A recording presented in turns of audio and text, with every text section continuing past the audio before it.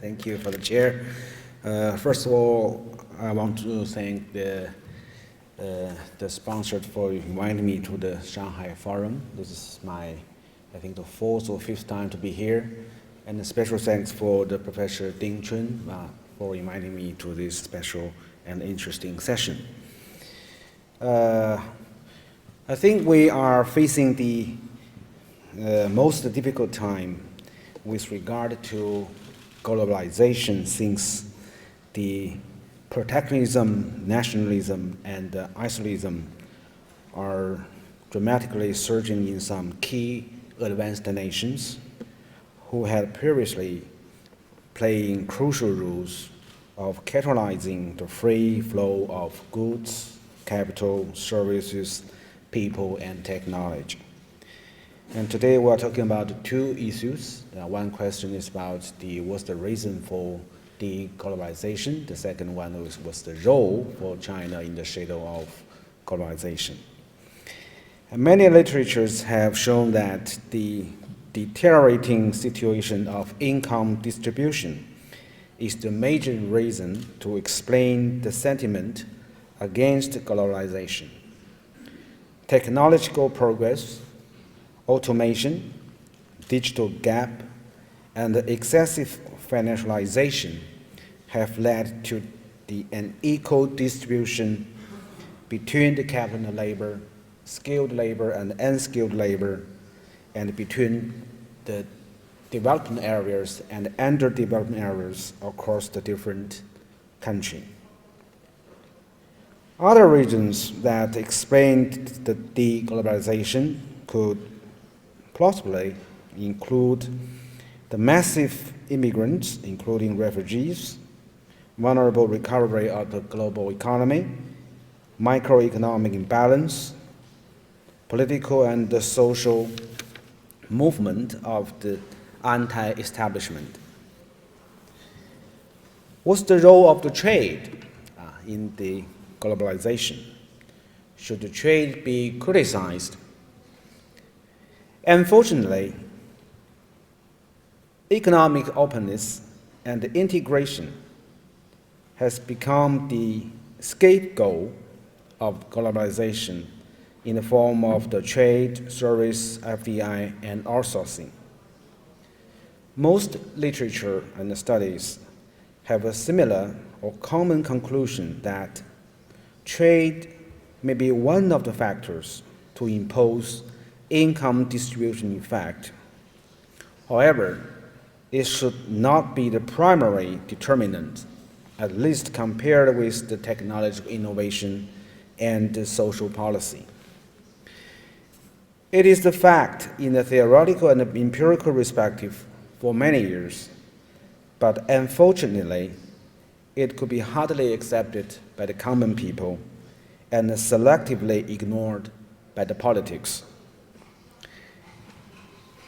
My second question is about what's the role of China in the de-globalization. I think I have four major points here. Number one, China should insist on the economic openness and integration into the global trading system by further promoting trade and investment. Traditionally, China is a huge country of the exports and inbound FDI.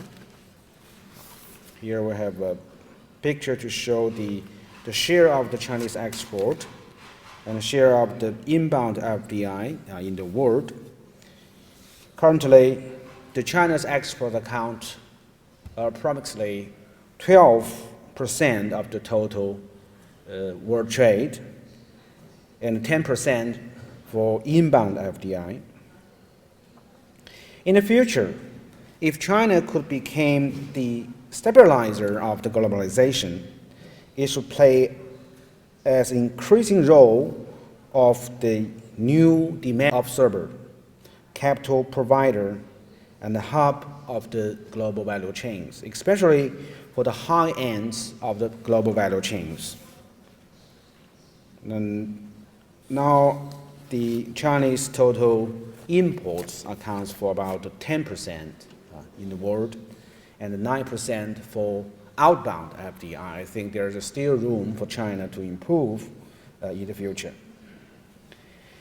Second, China shall offer some public goods for the international community, especially for emerging and developing nations.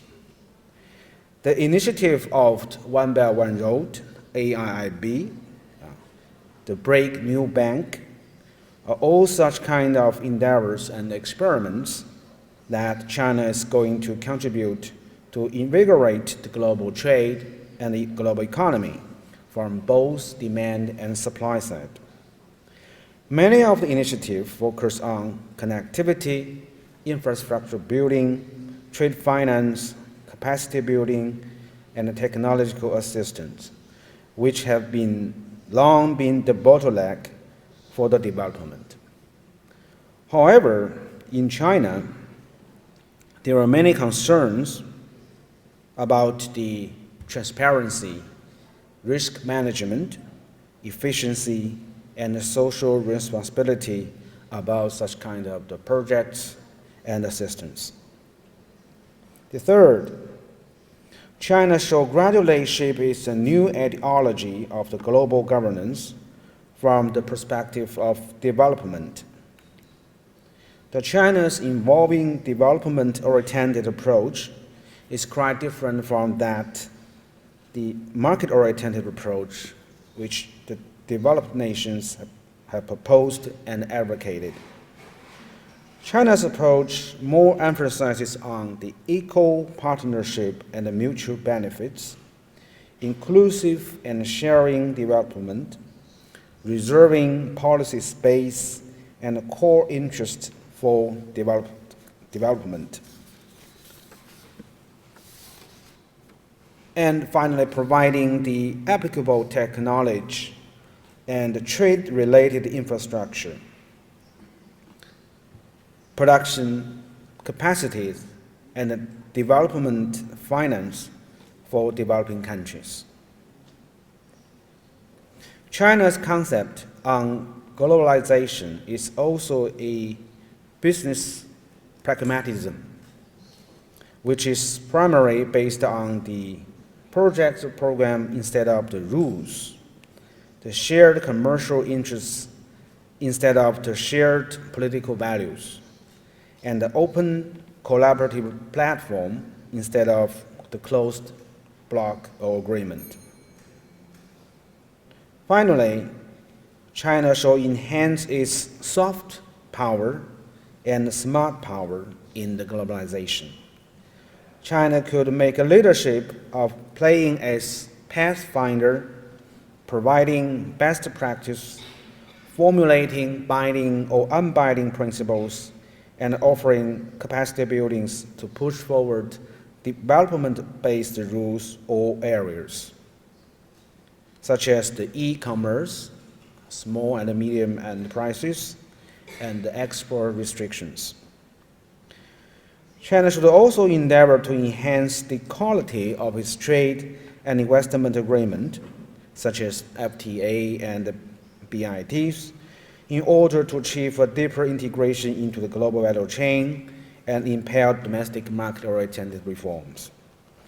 Particularly, the institutional reforms should be more focused on the second generation of trade policies, including investment in facilitation, regulatory coherence, business environment, and the legal system. China should continue to harmonize the rules, standards, and procedures of such kind of the behind-the-border measures and reaching up to even higher levels. Based on my own research, the coverage and enforcement ratio of these high standard clauses are rather low in the FTA which China have already concluded, particularly in the area of the labor, environment, government, procurement, and the state-owned enterprises. I think that could be major challenges for China. That's all. Thank you very much.